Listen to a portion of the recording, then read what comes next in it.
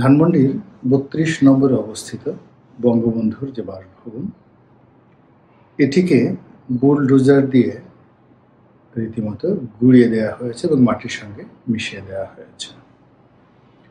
এবং এই যে ধ্বংসযজ্ঞ, এটিকে রীতিমতো উৎসবে পরিণত করার জন্য হাজার হাজার মানুষ সেখানে উপস্থিত ছিল।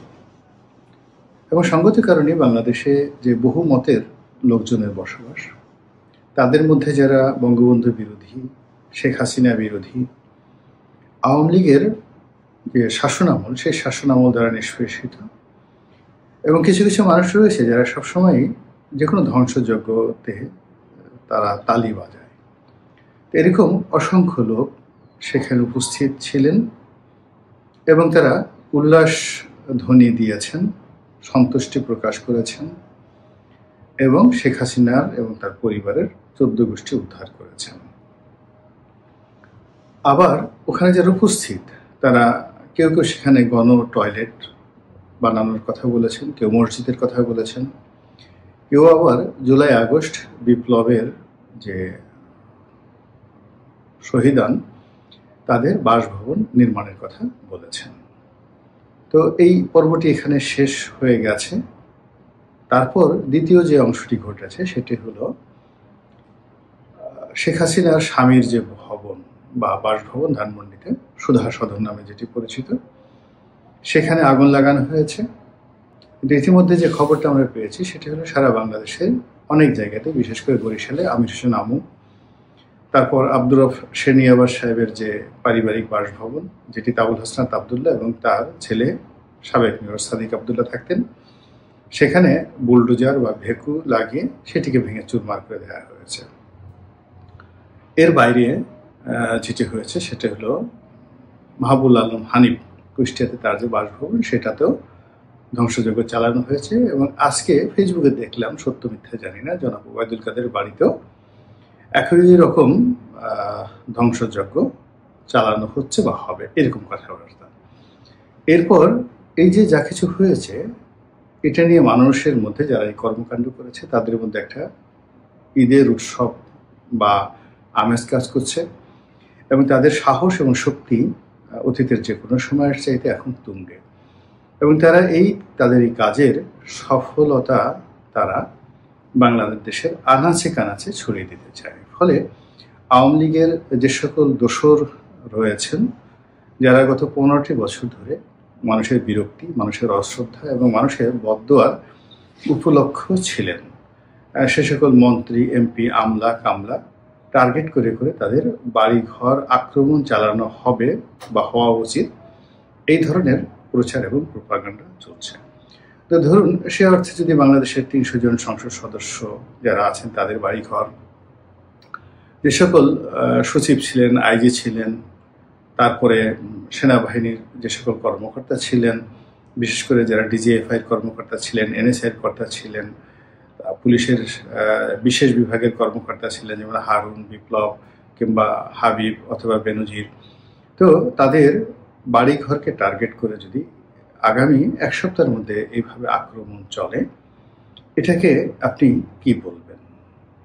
দ্বিতীয়ত, সেই যে বঙ্গবন্ধুর বাসভবন ৩২ নম্বরে যারা ধ্বংসযজ্ঞ চালিয়েছেন, তাদের একটা স্লোগান ছিল যে তাদের পরবর্তী টার্গেট হলো টুঙ্গিপাড়া। তারা ঢাকা থেকে সদল বলে টুঙ্গিপাড়া যাবেন এবং টুঙ্গিপাড়াতে গিয়ে বঙ্গবন্ধুর যে বাসভবন সেটি ভাঙচুর করবেন। এখন পর্যন্ত তার মাজার বা তার যে কবরস্থান, এটি ধ্বংস করার কথা বলা হয়নি। তবে ওখানে দুটো বাড়ি রয়েছে, একটা হলো বঙ্গবন্ধুর পৈতৃক বাড়ি, আর তার পাশেই শেখ হাসিনা তার বসবাসের জন্য একটি নতুন বাড়ি নির্মাণ করেছেন, সেই বাড়ি।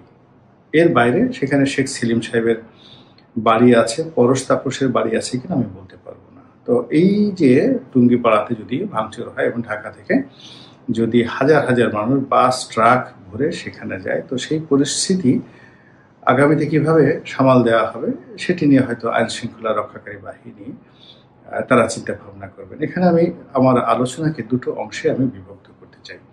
প্রথম অংশ হলো যে আজকের এই যে ঘটনাটা, এই ঘটনাটা কেন ঘটলো। ১ নম্বর কারণ হলো প্রকৃতিগত কারণে এই ঘটনাটি ঘটেছে। আওয়ামী লীগের শাসনামলে এরকম বহু স্থাপনা ধ্বংস করেছেন এবং বহুজনের স্থাপনা ধ্বংস করার চেষ্টা করেছেন এবং অসংখ্য মানুষের অভিশাপ, চোখের পানি তাদেরকে গ্রাস করেছিল। বেগম জিয়ার বাড়ি ভাঙার কথা আমরা সবাই জানি এবং আমি একজন ক্ষুদ্র মানুষ, আমার বাড়িটিও 2022 সনে ভেঙে একেবারে মাটির সঙ্গে গুঁড়িয়ে দেওয়া হয়েছে। তো শেখ হাসিনার বাড়ি নিয়ে তার যেভাবে আবেগ রয়েছে, অনুভূতি রয়েছে, আমার বাড়ি নিয়েও কিন্তু আমার আবেগ ও অনুভূতি কম নয়। এবং সেখানে যে নির্মমতা চালানো হয়েছে, একটা মিনিট সময় দেওয়া হয়নি। কোনো মতে আমার 75 বছর বয়স্ক বৃদ্ধা মা সেখান থেকে বের হতে পেরেছেন। আমার ভাইয়ের স্ত্রী এবং তার দুটো শিশু সন্তান, এর মধ্যে একটি শিশু সন্তান যার বয়স ওই মুহূর্তে 9 বছর ছিল, মেয়ের সন্তান, সে ওই যে ঘটনার যে দৃশ্য বা তাণ্ডব, এটার কারণে কি হলো, সে রীতিমতো মানসিকভাবে অসুস্থ হয়ে পড়েছে এবং এখনো পর্যন্ত তার সে মানসিক যাকে বলা হয় অসুস্থতা রয়ে গেছে।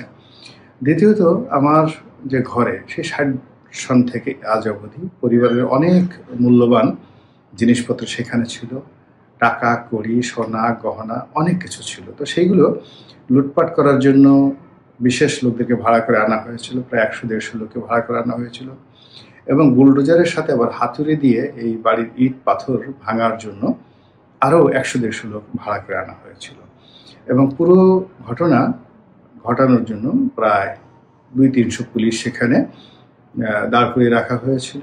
একজন ম্যাজিস্ট্রেট ছিল, টিএনও ছিল এবং তৎকালীন ডিসি যে ছিল তার লোকজন ছিল। ফলে 2022 থেকে আজ পর্যন্ত আমি বলতে সাহস পাইনি যে ওই ঘরে আমার কত টাকা লুট হয়েছে, কত ভরি স্বর্ণ সেখান থেকে লুটপাট করা হয়েছে। এবং যখন 1 মিনিটের নোটিশে সেখানে এক কাপড়ে আমার মা, 75 বছরের বৃদ্ধা মা, যার অনেক স্মৃতি ওই বাড়িকে ঘিরে, আমরা ওখানে আমাদের ভাইদের জন্ম হয়েছে, আমাদের বিয়ে হয়েছে, আমাদের সন্তানদের জন্ম হয়েছে, তো এই স্মৃতিগুলো আমাকে কিভাবে রীতিমতো পাগল বানিয়ে ফেলেছে, যেটা এখনো আমি স্মরণ করলে পাগল হয়ে যাই। কিন্তু তারপরেও আমি কখনো বদদোয়া দেইনি। আমি সবসময় চেয়েছি যে আমার মতো যারা কষ্ট পেয়েছে, আল্লাহ যেন এই কষ্ট অন্য মানুষকে না দেয়। কষ্টের খুব বেদনা, প্রায় 1 বছর আমরা রীতিমতো ঘুমাতে পারিনি। এরকম আমার মতো যারা হাজার হাজার মানুষ এই সারা বাংলাদেশে রয়েছে, যারা আওয়ামী রেজিম দ্বারা নানাভাবে অপদস্থ হয়েছেন, ক্ষতিগ্রস্ত হয়েছেন। এবং তখন ওই সময়টিতে আমি বলেছিলাম, সেই 2013-14 সন থেকেই আমি বলেছিলাম যে বেগম জিয়ার বাড়ি ভাঙার যে সিদ্ধান্তটি, এটি রং সিদ্ধান্ত। এটির ফলে আগামীতে যখন ক্ষমতা আসবে বিএনপি বা ক্ষমতার পট পরিবর্তন হবে, তখন 32 নম্বর এবং সুধা সদনও রক্ষা পাবে না।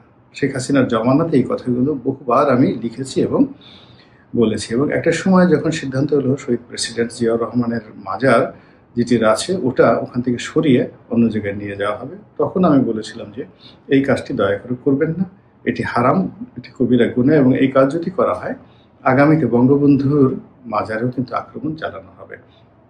যাই হোক, যারা ক্ষমতায় ছিলেন তারা কখনোই অন্য কারো কথা শুনেন না।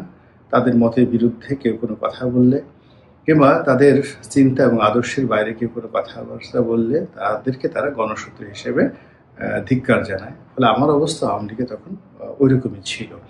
তো যাই হোক, আজ আওয়ামী লীগের নেতাদের বাড়িঘরে হামলা হচ্ছে, এখানে শত শত কোটি টাকার জাতীয় সম্পত্তি যেভাবে ধ্বংস হচ্ছে, তার সঙ্গে সঙ্গে মানুষের মন এবং মননে যে বিষক্রিয়া তৈরি হচ্ছে এবং জিঘাংসা, প্রতিহিংসা যেভাবে তৈরি হচ্ছে, তাতে করে আমাদের সমাজ আগামী কম করে হলো 25 থেকে 30 বছর এই জিঘাংসার যে ফল বা বিষ, এটি আমাদের সমাজকে বহন করতে হবে। এবং এখন যারা এই কাজগুলো করছেন যেভাবে আওয়ামী লীগ অতীতে এই কাজগুলো করেছেন, আর এখন যারা এই কাজগুলো করছেন, তারা আগামী দিনগুলোতে খুব সুখে থাকবেন, শান্তিতে থাকবেন। ইতিহাস কথা বলে না। এর কারণ হলো সবসময় ঘুরে ফিরে একই জিনিস, প্রতিটি কর্মের একটা সমান প্রতিক্রিয়া যাকে বলা হয় ঘটে।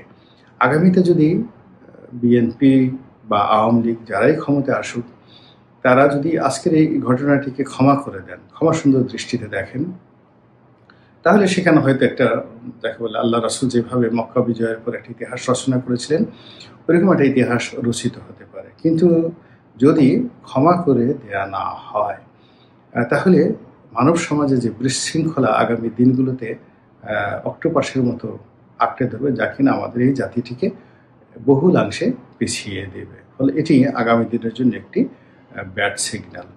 দ্বিতীয় যে বিষয়টি রয়ে গেছে সেটি হলো মন্দ কাজ। এটি অনেকটা ভাইরাসের মতো, ব্যাকটেরিয়ার মতো, এটা শুধু বাড়তেই থাকে।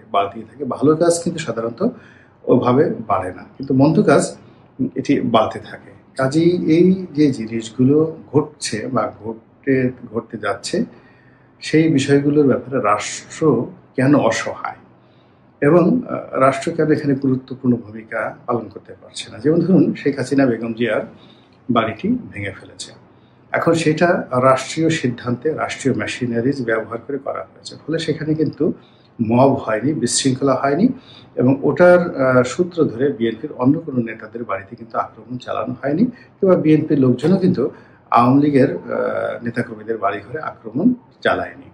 তো এই যে বর্তমান জমানাতে যারা রাষ্ট্র চালাচ্ছেন, তারা যদি মনে করেন যে গণরায়কে মেনে নিয়ে তাদের বঙ্গভবনকে গুড়িয়ে দিতে হবে, তারপরে গণভবনকে গুড়িয়ে দিতে হবে, ৩২ নম্বরকে গুড়িয়ে দিতে হবে, রাষ্ট্রীয় বুলডোজার ব্যবহার করে, ভেকু ব্যবহার করে তারা যদি এই কাজগুলো করতেন, তাহলে কি হতো, ঘটনাটা সীমিত আকারে থাকতো এবং রাষ্ট্র এর দায় দায়িত্ব নিত, এবং এখন যারা রাষ্ট্রের পরিচালক তাদের উপর দায় দায়িত্ব পড়তো। কিন্তু এখন যেভাবে রাষ্ট্র এই টোটাল যে মবটা হলো, এই মবের ব্যাপারে তারা চোখ বুজে থাকলো, অথবা তারা অসহায় হয়ে পড়লো, অথবা তারা এটা প্রিভিলেজ দিল, অথবা তাদের সামর্থ্যের বাইরে এই ঘটনাগুলো ঘটলো, অথচ দায় দায়িত্ব কিন্তু কোনো অবস্থাতেই ডক্টর মোহাম্মদ ইউনূস থেকে শুরু করে তার যারা কর্তাব্য ব্যক্তি রয়েছে কেউ এড়াতে পারবেন না।